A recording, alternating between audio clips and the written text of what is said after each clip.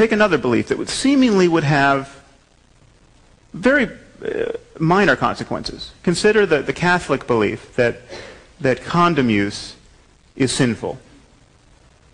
Okay, now this is obviously, from my point of view, obviously a total falsification of morality. I mean, this is one thing that religious dogma does is it separates questions of morality from questions of real suffering, human suffering, animal suffering. Here we have no discernible suffering at all, and yet we're told it's a moral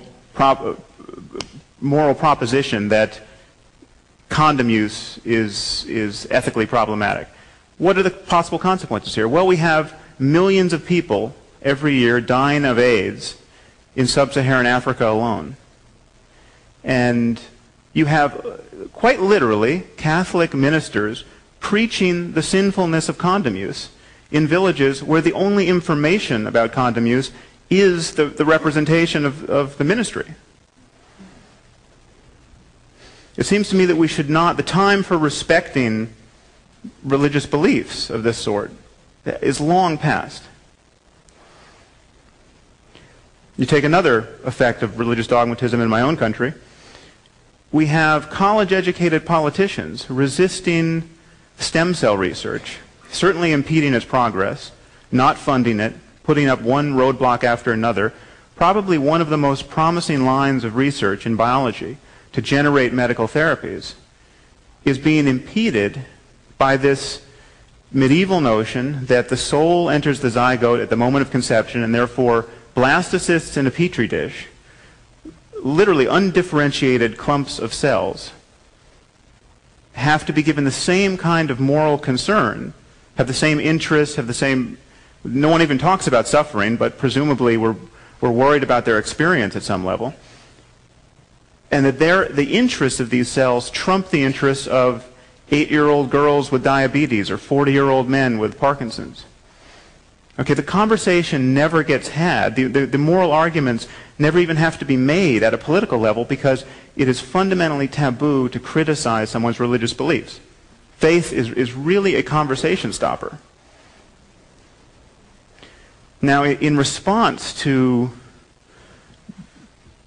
these sorts of problems, many of us, many well-intentioned people, have come to think that the appropriate accommodation with modernity is to develop what's called religious moderation, generally. You can have your God, you can talk about him in some, or her in some unspecified way. It's considered unseemly to be too sure about what happens after death and about the moral structure to this universe, but let's not throw out the baby with the bathwater. Religious moderation is the way to go. And really the soul of religious moderation is this political correctness where everyone should be free to believe whatever he wants about God. There's just no harm, no foul. Beliefs are private. Let me tell you for a moment why I think this is a dead end. First of all, religious moderation gives cover to religious fundamentalism. Because we cannot criticize religious extremism, religious literalism, because it's politically taboo, it's considered uncivil, and this is really enforced by religious moderates. Religious fundamentalists, they'll criticize every faith but their own. You know, the religious fundamentalists in my country will say Islam is an evil religion. Religious moderates balk at that. And so now we can't, George Bush can call a press conference and announce to the world that he's going to appoint common sense judges. This is a quote. I'm going to appoint common sense judges who realize that our rights are derived from God. Now, just imagine, it seems to me the next sensible question by any journalist in the room would be, Mr. President, how is that any different from appointing common sense judges that realize that our rights are derived from Poseidon? I mean, it's not like someone in the 3rd century actually figured out that the biblical God exists, but Poseidon doesn't. You know, this is not data that we have. Okay, this obviously would be the last question that journalist would ever ask. Okay, we can't call a spade because it is because of this taboo around criticizing religion. And I would argue that religious moderates are really the greatest offenders here, the greatest force propping up this taboo. Another problem with religious moderation is it's actually intellectually bankrupt.